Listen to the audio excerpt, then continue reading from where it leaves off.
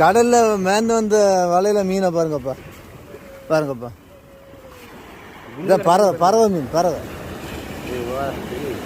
மீன். அது பறவை தானா? அது என்ன மீன்? பறவை. நானும் அப்பமே வச்சு பார்த்தேன், இந்த வலை மேந்து வந்துட்டே இருந்துச்சு. சரி எதுக்குமே உதவாதுன்னு பார்த்தா இந்த அண்ணன் பிடிச்சிருக்கா பாரு. இந்த அண்ணன் வலையில் 2 பறவை மீன் பிடிச்சிருப்பாரு. உயிரோடு தான் இருக்கு, இப்போ தான் பிடிச்சிருக்காரு. நான் கழிங்க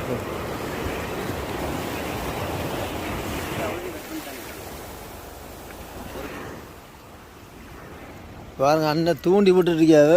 தூண்டிக்கு இறைய உயிரோட விட போகிற அந்த மீன் வரும் வரும்.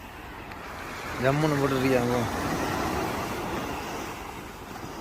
2 மீனுமே உயிரோடு தான் இருக்கு.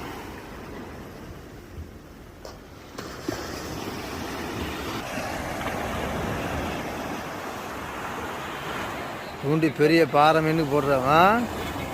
புரியல? யூடியூப். ஆனால் பெரிய மீன் பிடிக்கிறதுக்கு என்ன இறைய போட்டிருக்கா பார்ப்போம். ஒரு மணி நேரம் வெயிட் பண்ணால் தான் அண்ணனுக்கு ஏதாவது பாறை மீன் பிடிக்கும்.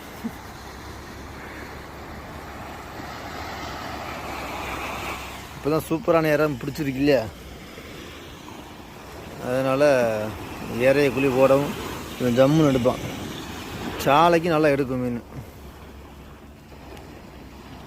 அண்ணன் தூண்டிக்கு போட்ட மீனை பாருங்க.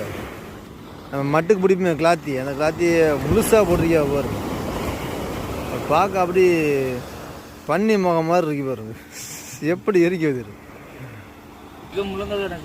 இந்த அண்ணன் தூண்டியை குளியாச்சு பாருங்க. உயிரோட மீனை போட்டிருக்காங்கன்னு பெரிய பாறை பிடிக்கிறதுக்கு போட்டிருக்காங்க. உங்களே பாருங்க. பண்ண தண்ணியில் இறங்கி தான் போய் போட போகிறாங்க. போய் வீசுனா மீன் சாய போயிடும். தண்ணியில் இறங்கி போய் போட போகிறாங்க.